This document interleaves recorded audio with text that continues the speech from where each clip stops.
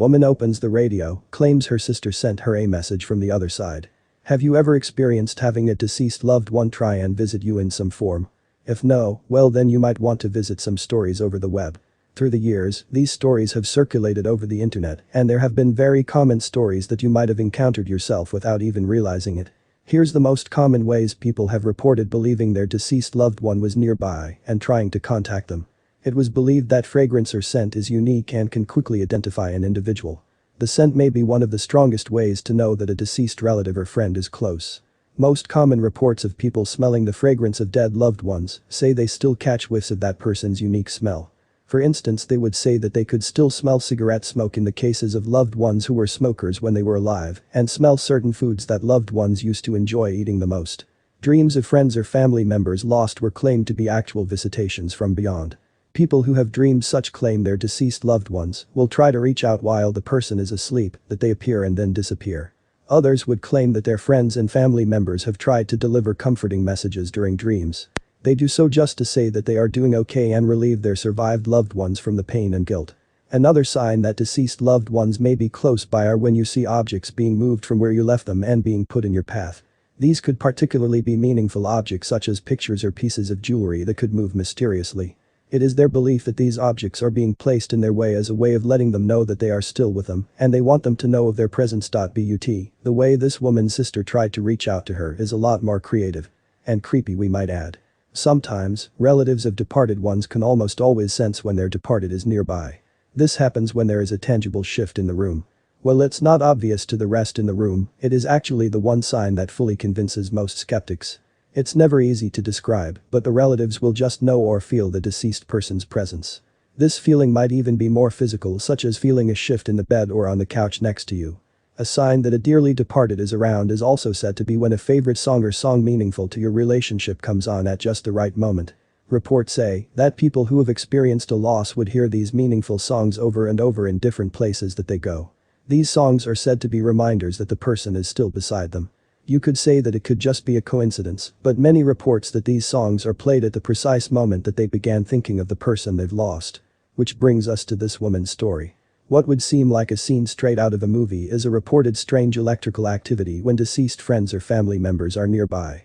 These could be explained in many forms, such as a flickering light or television set, an appliance suddenly turning on, or an electronic device inexplicably beginning to beep or make noise. The most common are reported phone calls with no one on the other end of the line. This strange activity surrounding electrical devices is now very often associated with lost relatives. One way in which departed loved ones communicate with their families from beyond is through the use of numbers.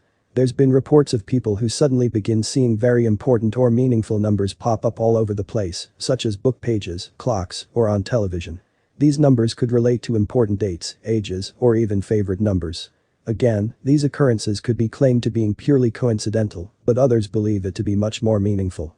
There's a case in Arizona where these reports have been manifested by a sister who succumbed to an illness. Crystal and Christy were born 8 years apart.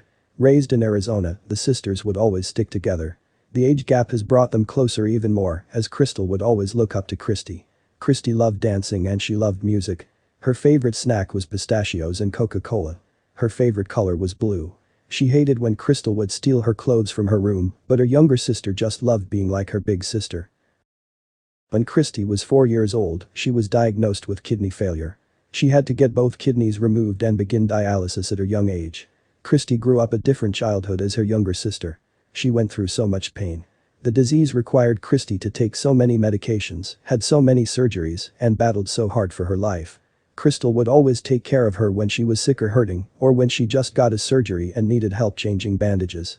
She saw her at her lowest and her highest. A person with chronic kidney disease is someone whose kidneys are no longer functioning to filter and clean the blood the way healthy kidneys normally would. Without treatment, life-threatening waste and toxins will build up in the body. At this point, dialysis treatment is needed to prolong life. Dialysis works by filtering toxins, waste and fluid from your blood through a semi-permeable membrane. Kidney dialysis also use a dialysate solution in the filtering process to remove unwanted substances from your bloodstream. For a young child such as Christy to go through dialysis early in life is just unimaginable. Crystal remembered everything like it was yesterday. One morning, her mother woke her up to watch her baby sister while she took Christy to the hospital. She came out of the room and saw Christy over the toilet vomiting. Crystal screamed saying she's vomiting pink stuff. Crystal also remembers sitting on her mom's bed next to her baby sister, who at the time was only 2. She could see Christy clearly in her room. Christy was jumping up and down panicking because she couldn't breathe. Their mom was on the phone with 911 and trying to calm her sister down. The next events would seem like a blur. Crystal saw her sister drop to her knees and then EMS came in. She screamed that she couldn't see and everything was dark. Christy looked over to Crystal and said, "Please don't let me die." That was one of the most terrifying experiences Crystal would ever experience in her teenage years. She was afraid Christy would die. What would she do without her big sister? When the EMS came, they tried to revive Christy. The problem was they couldn't find a pulse. They had to administer CPR and it took them 24 minutes until they found a pulse. It seemed like the longest 24 minutes for Crystal, seeing the EMS trying to bring her big sister back, and when she did, it would change the rest of their lives. Those 24 minutes was too late though. Christy was brain dead and in a coma for 12 days. Crystal was 14 at the time. She had just witnessed the most horrifying thing a teenager could ever go through. For Crystal, she was her best friend. She would always remember the words, "Don't let me die," repeat at the back of her head. Christy's words were the last words she ever said. The last words to come out of her mouth were to her young sister. Those words would always haunt Crystal. She would always feel that she failed her best friend or didn't fight for her hard enough. Crystal always thought that she could have offered her kidneys or maybe prayed and begged God a little harder. The next years were bound to be harder than she thought. Crystal went into a deep depression that lasted for 2 years. She would always dream of Christy. Her dreams were always the same. The surroundings were empty and white and it was just her and Christy on a merry-go-round talking. One day in the dream, she told her, "I'm okay, it doesn't hurt anymore," and that was the last dream she had of her. Crystal, her mom, sister, and ended up moving to a town called Weslaco, Texas. Weslaco was her mom's hometown. She decided to move because she wanted to be close to her family in case anything happens again. Since the move, things were silent for a while. But Crystal would always think of Christy a lot. She would pray by her urn or talk to her urn in hopes of a sign. It was then that she had finally accepted she moved on and she was happy. Still she was feeling something else. After a while, Crystal made the decision to move back home to Arizona where she and Christy grew up. She'd visit their home a few times and let balloons go, but never received a sign from her. Coming home, she felt her heart full.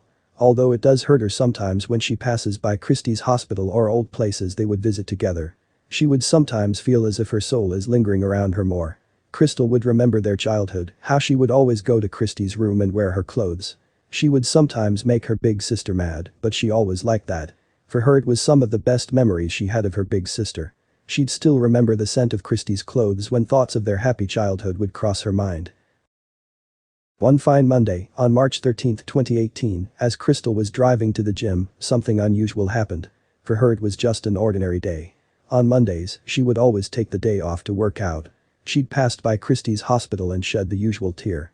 She shared a post of that Monday on Facebook, talking about how she felt her soul more. She says how hurt she was that her mother allowed her to bring any of her ashes. She got into her car to get to her workout. Getting back in the car to drive home when the song Hello came on. What was unusual was this wasn't just the ordinary song Hello. She noticed something different. What happened next made her fingers tremble as she scrambled to get her phone to take a video and record the song played on the radio. Crystal was holding her breath. She couldn't believe that she was hearing the same song. She got so excited, so she parked her car and jolted upstairs to show what she caught on her phone to her dad. After playing it a couple of times to her dad, he too had heard what he heard. Next, she ran to her brother's room to show him and he heard it as well and immediately began researching remixes. They didn't find anything. It was just mind-blowing. She posted what they heard on Twitter. By the evening, her tweet had already gotten more than 39,000 retweets and 168,200 likes. It had gone so viral that others have shared similar experiences as well. Crystal took what she thought she heard on the radio as a sign that Christy was looking out for her. She believes now that moving from Texas back to Phoenix last month to be closer to family was why she becomes emotional at places where she and her older sister used to go. Crystal told AsCentral.com on Wednesday how she was driving home from a gym Monday and listening to Live 101.5 FM when she heard the seemingly otherworldly message. She thought she initially heard the word crispy in the chorus of the 2010 Martin Solveig and Dragonette Club hit. She said she thought it was an advertisement before hearing her sister's name Christy, who died of kidney failure in 2009. She goes on saying that she has had dreams about her sister but had never received a message this clear from her. They searched online for remixes of the song. His chorus goes, "I just came to say hello, but we're empty-handed until Wednesday." She posted it just to share the beautiful sign she received, never knowing it would blow up the way it did, but it did. The message Christy sent her has brought so many people with similar stories together to comfort each other. The messages they shared filled their hearts with pure love. There's no greater feeling than that. Crystal has finally had peace of mind that her sister was watching her from afar and that she's already seen the light.